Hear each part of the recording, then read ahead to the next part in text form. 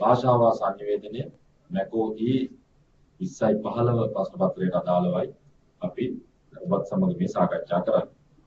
ඔබ මේ වන විට විවිධාකාරයේ භාෂාව සංනිවේදන ප්‍රශ්න පත්‍රයට අදාළව විවිධ විෂය කරුණු පිළිබඳව අවධානය යොමු කරලා ඇති. මේ සම්මතනාලාවේ අරමුණ වන්නේ විශේෂයෙන්ම එළඹෙන පරීක්ෂණයේදී ඔබ වඩා හොඳින් භාෂාව සංනිවේදන ප්‍රශ්න පත්‍රයට අදාළව ඔබට යොමු කරන ප්‍රශ්න වලට පිළිතුරු සපයා හොඳ ලකුණක් ඔබට ලබා ගැනීමට අවකාශය සලසා දීම තමයි මේ සම්මතනාලාවේ අරමුණ වන්නේ. අද මම මාතෘකා කිහිපයක් ඔබත් සමග සාකච්ඡා කරන්නට සූදානම් වෙලා ඉන්නවා. පළවෙනියෙන්ම මම ඔබත් සමග සාකච්ඡා කරන්නේ භාෂාවේ ස්වභාවය, කාර්යභාරය, භාෂාවේ ලක්ෂණ යන ආදී පිළිබඳව. වාග් විද්‍යාඥයන්ගේ අදහස වන්නේ මානවයා මෙතෙක් නිපදවාගත්, නිර්මාණය කරගත් විවිධ මෙවලම් අතර භාෂාව ඊටම සුවිශේෂී මෙවලමක් වශයෙන් සලකන්න පුළුවන් කියන මතය වාග් විද්‍යාඥයන් අතර පවතිනවා. විශේෂයෙන්ම මානවයා සෙසු සත්ව කොටස වලින් වෙන් කරලා හඳුනා ගන්න තිබෙන ඊටම තීරක මෙවලම වශයෙන් භාෂාව හඳුන්වනු ලබනවා. මානවයා සංනිවේදනයේ යෙදෙන්නේ විවිධ අරමුණු, අභිප්‍රායන්, පරමාර්ථ මූලික කරගෙන ඥාන ගවේෂණය, ඥාන වර්ධනය, රස ජනනය, තමන්ගේ දිවි පැවැත්ම මේ වගේ කාරණා මානවයා භාෂා භාවිතය ඔස්සේ සපුරා ගන්නු ලබනවා. නිසා මානවයාට ස්වකීය සමාජ පැවැත්ම සාර්ථක කර ගැනීම සඳහා භාෂාව මහෝපකාරී වෙනවා. දැනුම, විවිධ සමාජ අර පද්ධතීන් වටිනාකම්, සමාජ සංස්කෘතික සාධක යුගයකින් යුගයකට සම්ප්‍රේක්ෂණය කරන්නේ භාෂාව මූලික කරගෙන. ඒ නිසා මානවයා මෙතෙක් නිපදවාගත් උපකරණ අතර භාෂාව මෙවලම් අතර භාෂාව සුවිශේෂී තැනක සලකන්න පුළුවන්කමක් තිබෙනවා. මම මුලින්ම කැමති භාෂාවේ කාර්යභාරය පිළිබඳව, භාෂාවේ ස්වභාවය පිළිබඳව ලෝකයේ බිහි වුණු විවිධ විද්වතුන් විසින් දක්වලා තිබෙන අදහස් ඔබ සමග වුමාරු කර ගන්න. මයිකල් හෙලිඩේ කියන වාග් විද්‍යාඥයා භාෂාව පිළිබඳව, භාෂාවේ කාර්යභාරය පිළිබඳව, භාෂාවේ ස්වභාවය පිළිබඳව කරුණු තුනක් යටතේ විග්‍රහ කරනවා. ඔහු දක්වන පරිදි සිතුවිලි ගොඩනැංවීමේ කාර්ය, අදහස් ඒකාබද්ධ කිරීමේ කාර්ය සහ අන්තර්පුද්ගල කාර්ය කියන මෙන්න මේ එකිනෙකට වෙනස් කාර්යයන් භාෂාවේ කාර්යභාරය යටතේ අරගෙන සාකච්ඡා කරන්න පුළුවන් බව ඔහු පවසනවා. සිතුවිලි ගොඩනැංවීමේ කාර්ය. සමාජයක පැවැත්ම නැත්නම් සමාජයක දියුණුව, මානව සමාජයක දියුණුවට පැවැත්මට සිතුවිලි අතිශයින් වැදගත්. ඒකෝට මානවයා හැදෙන වැඩෙන පරිසරයේ වටපිටාව අනුව තමයි ඔහුගේ සිතුවිලි ගොඩනැගෙන්නේ. ඒකට හැදෙන වැඩෙන පරිසරය සහ ඔහුගේ වටපිටාව, ඔහු ඇසුරු කරන සමාජ සංස්කෘතික පද්ධතීන් සහ භාෂාව අතර සම්බන්ධයක් තිබෙනවා. ඒකට මේ සංස්කෘතිය සහ භාෂාව මූලික කරගෙන තමයි මානවයාගේ සිතුවිලි ගොඩනැංවීමේ කාර්යය සිදු කෙරෙන්නේ. අනෙක් කාරණය තමයි අදහස් ඒකාබද්ධ කිරීමේ කාර්යය. සමාජයක් තුළ ඉස්සරී පැතිරී පවතින විවිධත්වයෙන් යුතු අදහස් එක තැනකට එක් කිරීම, එක අරමුණකට එක තේමාවක් යටතේ ගොනු කිරීම භාෂාවේ කාර්යභාරය. අදහස් ඒකාබද්ධ කිරීමේ කාර්යය කියලා මයිකල් හෙලිඩේ හඳුන්වන්නේ මෙන්න මේ කරුණ. අනික තමයි අන්තර්පුද්ගල කාර්යය. අපි දන්නවා සමාජයේ ඊටාම ජාලගත නැත්නම් පද්ධතියක් විදිහට අපේ සමාජය හඳුන්වන්න පුළුවන්. විවිධ සංස්ථාවන්ගේ එකතුවෙන් තමයි සමාජයක් ගොඩනැගිලා තියෙන්නේ. අධ්‍යාපනය, නීතිය, සදාචාරය, ආගම මේ වගේ විවිධ ආයතන සමූහයක් සමාජය තුළ දක්වනට ලැබෙනවා. ඒකෝ මේ ආයතන අතර මනා සමදතාවයක් පවත්වා ගැනීම අවශ්‍යයි. මේ ආයතන අතර පවත්නා මනා සමදතාවයෙන් තමයි සමාජයේ අන්තර් සමදතාවයන් ගොඩනගා ගන්න පහසුකම් සැපෙන්නේ. ඒකෝ භාෂාව සමාජය තුළ මේ කියන අන්තර් සමදතාවයන් ගොඩනැගීමේ කාර්යයේදී, අන්තර් පුද්ගල කාර්යයේදී සුවිශේෂී කාර්යභාරයක් ඉෂ්ට කරනවා. ඒකෝ මේ සමාජයක තියෙන මේ සංස්ථාවන්ගේ අන්තර් ක්‍රියාකාරීත්වය, අන්තර් සමදතාවය මත තමයි සමාජයක සමබර පැවැත්ම ආරක්ෂා වෙන්නේ. බ්ලොක් සහ ට්‍රේගර් කියන වාග් විද්‍යාඥයන්ගේ අදහස වන්නේ සමාජයක් බිඳන වැටෙන පරිදි යහතින් පවත්වාගෙන යාම භාෂාවේ කාර්යභාරය බව.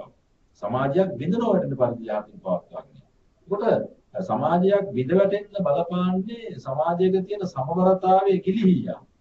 අර මම මුලින් කිව්ව විදිහේ විවිධ සමාජය තුළ තියෙන විවිධ සංස්ථාපිත ආයතන සමාජය තුළ තියෙන විවිධ සමාජ සංස්ථාවන් අතර හොඳ සමදතාවයක් මනා සමදතාවයක් අන්තර් සමදතාවයක් ගොඩනගා ගන්නට බැරි වුණොත් එහෙම සමාජයේ අසමබර වෙනවා. ඒක සමාජයේ අසමබර වුණාම සමාජයකට යහපැවැත්ම යහතින් සමාජයකට හොඳින් සමාජයකට පවතින්න පුළුවන් කමක් නැහැ. ඒකට භාෂාව මගින් එහෙමනම් මෙන්න මේ අන්තර් පුජ්‍යල කාර්ය අන්තර් සමදතා ගොඩනැගීමේ කාර්ය සමාජයේ සමබර කිරීමේ කාර්ය භාෂාව මගින් සිදු කරන නිසා බ්ලොක් සහ ක්‍රේග කියන වාග් විද්‍යාඥයන්ගේ අදහස අපට භාෂාව සම්බන්ධයෙන් මෙතනදී භාෂාවේ ස්වභාවය භාෂාවේ කාර්යභාරය වටහා ගැනීම සම්බන්ධයෙන් මෙතනදී මහෝපකාරී වෙනවා. ඊට අමතරව භාෂාව පිළිබඳව නැත්නම් භාෂාවේ කාර්යභාරය පිළිබඳව R.L. ට්‍රාස්ක් කියන වාග් විද්‍යාඥයා භාෂාව පිළිබඳව භාෂාවේ කාර්යභාරය පිළිබඳව කරුණු කීපයක් ඉදිරිපත් කරනවා. R.L. ට්‍රාස්ක් කියන විදිහට භාෂාවේ කාර්යභාරය අපිට ගන්න පුළුවන් පළවෙනි එක තමයි කරුණු ආශ්‍රිත තොරතුරු ඉදිරිපත් කිරීම. කරුණු ආශ්‍රිත තොරතුරු ඉදිරිපත් කිරීම. යම් කිසිවක් සිදු කිරීම සඳහා අන්‍යයන් පෙළඹවීම. දෙවෙනි කරුණ. භාෂාවේ කාර්යභාරය. තුන්වෙනි කරුණ තමයි Taman විනෝදාස්වාදයේ ලැබීම හෝ සෙසු අයට විනෝදාස්වාදයේ ලබා දීම. Taman විනෝදාස්වාදයේ ලබන ගමන් අනේකාට නැත්තම් තමා වටා සිටින අයට විනෝදාස්වාදයේ ලබා දීම ලබා ගැනීම සහ ලබා දීම භාෂාවේ කාර්යභාරය අතර ගැනීම. කණ්ඩායමක සමාජිකත්වයේ ප්‍රකට කිරීම භාෂාවේ කාර්යභාරය. උද්දල භාවයේ ප්‍රකට කිරීම භාෂාවේ කාර්යභාරය. විවිධ මනෝභාවයන් හා ආවේග ප්‍රකාශ කිරීම, පළ කිරීම භාෂාවේ කාර්යභාරය. R.L. ට්‍රාස්ක් කියන විදිහට එකිනෙකට වෙනස් භාෂාවේ කාර්යභාරයන් පිළිබඳව අපට සාකච්ඡා කරමු. එතකොට මේ හැම මම මෙතන ඉදිරිපත් කරපු මේ හැම අදහසකින්ම කියවෙන්නේ මොකක්ද? භාෂාවේ කාර්යභාරය පොදු වූවක්. භාෂාවේ කාර්යභාරය පුළුල් වූවක්. භාෂාවේ කාර්යභාරය සමාජ පැවැත්ම සමග නිරන්තරයෙන්ම සම්බන්ධ වූවක්. ඒ නිසා අපට භාෂාව හදාරනකොට සංනිවේදනය පිළිබඳව හදාරනකොට භාෂාව සංනිවේදනය පිළිබඳව තියෙන අන්තර් සම්බන්ධතාව පිළිබඳව හදාරනකොට භාෂාවේ කාර්යභාරය විද්‍යාත්මකව වටහා ගැනීම බොහෝ සෙයින් වැදගත් වෙනවා. එතකොට භාෂාව පිළිබඳව භාෂාවේ ස්වභාවය පිළිබඳව තියෙන තවත් අදහස් කීපයක් අපි අරන් බලුවොත් එහෙම ඩේවිඩ් ක්‍රිස්ටල් කියන වාග් විද්‍යාඥයා ඩේවිඩ් ක්‍රිස්ටල් කියනවා භාෂාව පිළිබඳව මෙන්න මේ වගේ අදහසක්. මානව සමාජයක් තුළ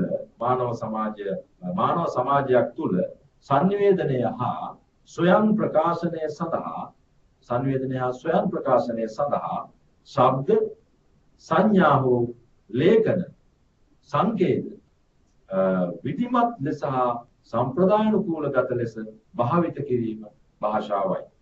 මානව සමාජයක් තුළ සංනිවේදනය හා ස්වයං ප්‍රකාශනය සඳහා ශබ්ද සංඥා හෝ ලේඛන සංකේත ශබ්ද සංඥා හෝ ලේඛන සංකේත විධිමත් ලෙස හා සම්ප්‍රදායානුගත ලෙස භාවිත කිරීම භාෂාවයි කියලා තමයි ඩේවිඩ් ක්‍රිස්ටල් භාෂාවේ ස්වභාවය පිළිබඳව දක්වමින් කරුණුගෙන හැර පාන. ඒ නිසා මේ හැම අදහසකින්ම හැම විවරණයකින්ම පැහැදිලි කරනවා භාෂාවේ තිබෙන කාර්යභාරය, භාෂාවේ ස්වභාවය, භාෂාව සමාජයත් සමග සම්බන්ධ වෙන ආකාරය පිළිබඳව. ඒකට මහාචාර්ය ජේ.බී. දිසානායක මහත්මයාගේ ලංකාවේ භාෂාව වාග් විද්‍යාව ඊළඟට භාෂාව හා සිංහල භාෂාව සංනිවේදනය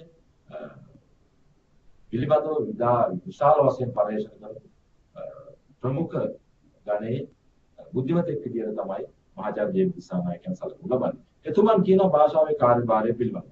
භාෂාව යන මනුෂ්‍ය වර්ගයයි සෙසු ජීව ලෝකයේ වෙනත් සත්ත්ව කොට්ටාස වලින් භාෂාව යන මනුෂ්‍යයා නැත්නම් මනුෂ්‍ය වර්ගයා ජීව ලෝකයේ සෙසු සත්ත්ව කොට්ටාස වලින් වෙන්කොට දක්වන වැදගත්ම අංගයයි.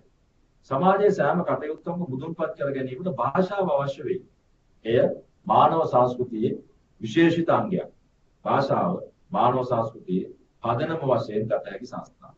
ඉතින් මේ භාෂාව හා සංනිවේදනය පිළිබඳව සිදු කරන ගවේෂණයේදී භාෂාව පිළිබඳව මහාචාර්ය ජේ.බී. දිසානායකයා දක්වලා තියෙන අදහස. ඒකට මේ හැම අදහසකින්ම කියවෙනවා. හැම අදහසකින්ම ඔබට පැහැදිලි කරගන්න පුළුවන්.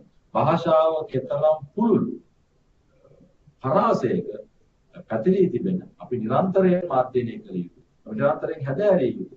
අපි නිරන්තරයෙන්ම අවබෝධ කරගත යුතු විෂයක් ක්ෂේත්‍රයක් බවට භාෂාව පත් වෙනවාද කියන එක ඔබට මේ කරුණ ඔස්සේ පැහැදිලි කරගන්න පුළුවන්.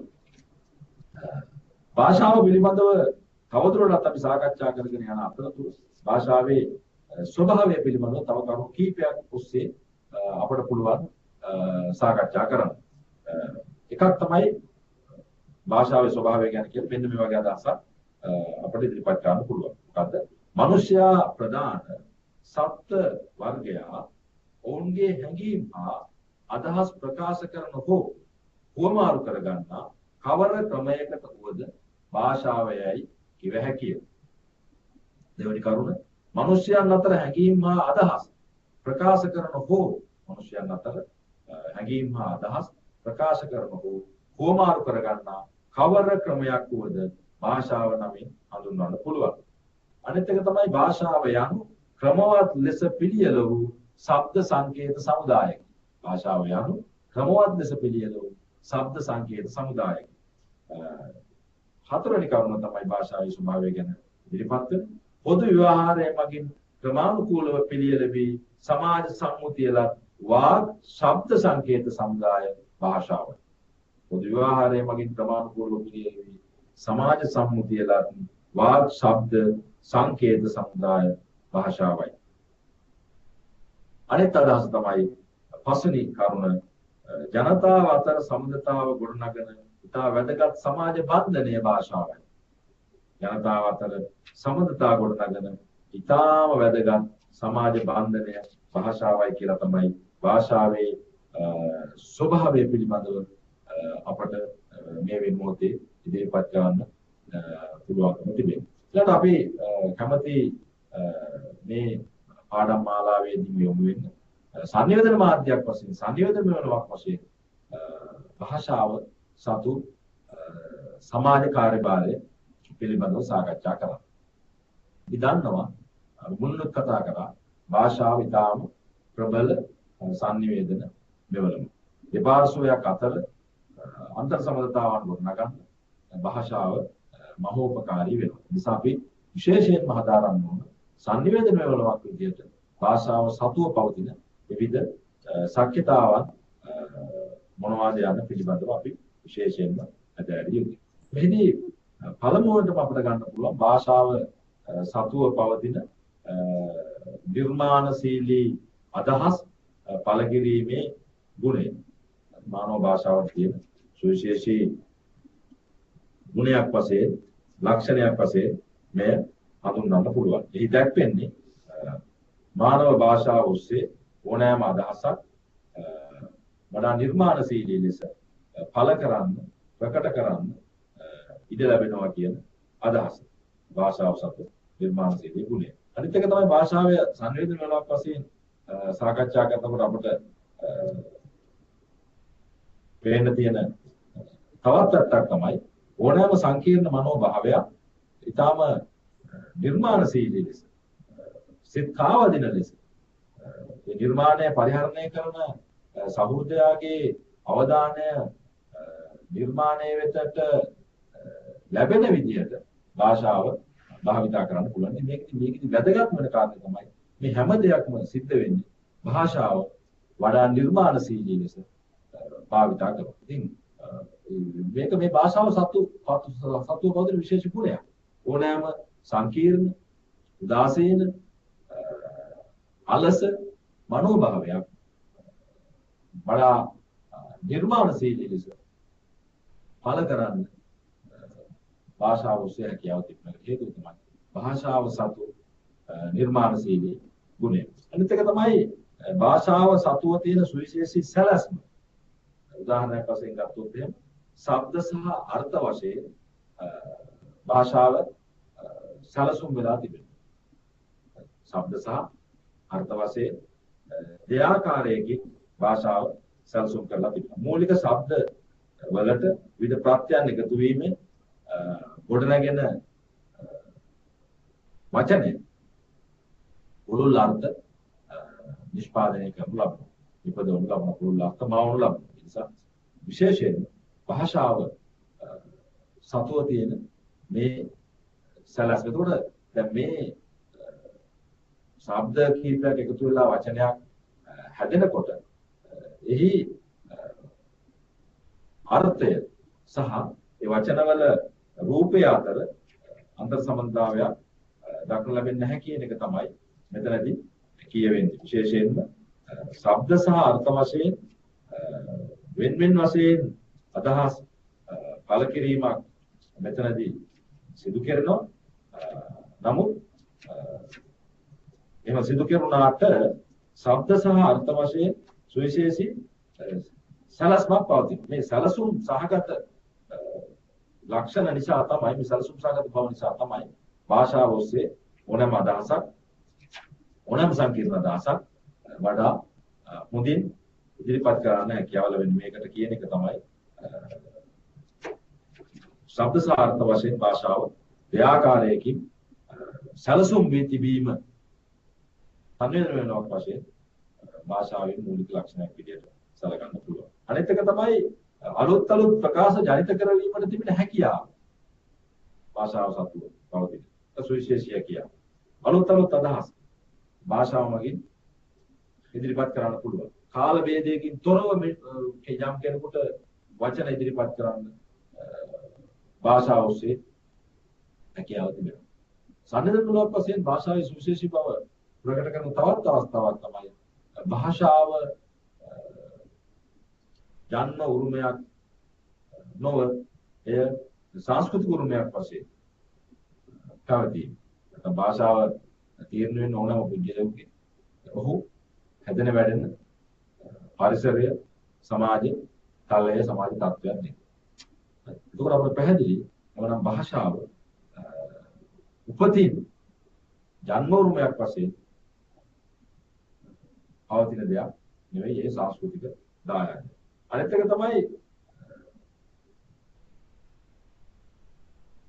කාල වේදයකින් තොරව අතීත අනාගත වර්තමාන යනාදී මේ කිසිදු කාල වේදයකින් තොරව භාෂාව ඔස්සේ අදහස් ඉදිරිපත් කරන්න පුළුවන්. නිසා මේ හැම කරුණකින්ම කියවෙන්නේ භාෂාවේ තියෙන විශේෂ සංවේදනමූලක වශයෙන් භාෂාවේ සතුව පවතින විශේෂ ලක්ෂණ පිළිබඳව. අනෙක් එක තමයි කාලය අතික්‍රමණය කරමින් අදහස් දක්වන්න පුළුවන්කමක් තියෙනවා භාෂාව. විශේෂම කාලය අතික්‍රමණය කරමින් භාෂාව ඔස්සේ අපට සැරිසරන්න පුළුවන් මුළු විශ්වය පුරාම. මේ අමතරව මහාචාර්ය ජේ.වී. දිසානායක වැනි විද්වතුන් සංවේදනමූලක වශයෙන් භාෂාවේ ශක්තිතා පිළිබඳව කරුණු දක්වලා තිබෙනවා. භාෂාව සමාජයේ සංවිධානය කරයි. භාෂාව දැනුම ගෙනෙයි. භාෂාව මතවාද සහ අදහස් ප්‍රකාශ කරන්න, පළ කරන්න උපකාරී වෙනවා. භාෂාව නිර්මාණශීලී වූවා. භාෂාව සැලසුම් සහගතව සකස් වූවා. අනෙක් පැත්ත අවසානට කියනවා භාෂාව මගින් කාල වේදයකින් තොරව විශ්වය පුරා සිය අදහස් ගෙන යන්න ඉදිරිපත් කරන්න පුළුවන්කමක් තිබෙනවා. අපි මෙතනදී මාතෘකා දෙකක් පිළිබඳව සාකච්ඡා කරා. එකක් තමයි භාෂාවේ ස්වභාවය, අනෙත් එක තමයි භාෂාව සංවේදනමූලක විදිහට භාෂාව සතුව පවතින විවිධ ශක්තිතාවන් මොනවාද කියන එක පිළිබඳවයි අපි කතා කළේ. ඊළඟට මම ඔබත් එක්ක සාකච්ඡා කරන්නට කැමති අපේ මේ විෂය නිර්දේශයේ තිබෙන තවත් එක් සුවිශේෂී මාතෘකාවක් පිළිබඳව. ඒ තමයි සමාජ අවස්ථාවන් හා භාෂා භාවිතය කියන මාතෘකාව. හරි. දැන් භාෂාව පොදු මෙවලමක් වශයෙන් සලකනු ලැබුවාට භාෂාව තුළ විවිධ වෙනස්කම් දක්වනු ලැබෙනවා. උදාහරණයක් වශයෙන් ගත්තොත් එහෙම සංස්කෘතික හේතු සාධක, භූගෝලීය හේතු සාධක, අනිත් පැත්තෙන් ජීව විද්‍යාත්මක සාධක, මේ වගේ සාධක මත මේ වගේ සාධක මූලික කරගෙන භාෂාව තුළ විවිධත්වයක් ගොඩනැගිලා තිබෙනවා. විවිධ වෙනවා. එතකොට දැන් මේකෙදි අපි බලන්න ඕනේ මේ විවිධත්වය ගොඩනැගෙන්නේ කෙසේද? භාෂාව තුළ මේ කියන වෙනස්කම් කොහොමද ගොඩනැගෙන්නේ? විවිධ සමාජ අවස්ථාව අනුව කොහොමද භාෂාව ගොඩනැගෙන්නේ? සකස් වෙන්නේ? සමාජ අවස්ථාවට උචිත විදිහට භාෂාව කොහොමද වෙනස් වෙන්නේ? මෙන්න මේක අපි අනිවාර්යයෙන්ම හදාරන්න ඕනේ. ඒ හැදෑරීම කරන්නේ සමාජ අවස්ථාවන් හා භාෂා භාවිතය කියන මාතෘකාව යටතේ. හරි මෙතනදී අපට ප්‍රධාන ධාරාවේ සමාජ අවස්ථාවන් කිහිපයක් හඳුනා ගන්න පුළුවන්කමක් තිබෙනවා. සමාජ අවස්ථාවන් කිහිපයක් හඳුනා ගන්න පුළුවන්. ඒකට මේ හැම සමාජ අවස්ථාවකම එකිනෙකට වෙනස් වුණු ගති ලක්ෂණ තිබෙනවා. දැන් මූලික ගත්තොත් පළවෙනි අවස්ථාව සවිධිගත අවස්ථාව. සවිධිගත අවස්ථාව යම් ප්‍රමාණිකුල විධිමත් ව්‍යාකරණ වේදයක් එක සම්ප්‍රදායත් එක්ක තමයි සවිධිගත සමාජ අවස්ථාව නිර්මාණය වෙන්නේ.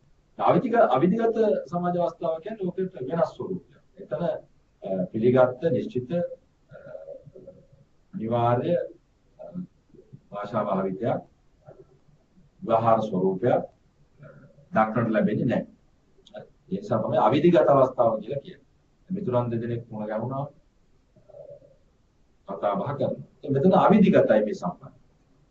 ඒතර මේ අවිධිගත අවස්ථාව හා බැඳුණු වෙනම වාක්කෝෂයක්.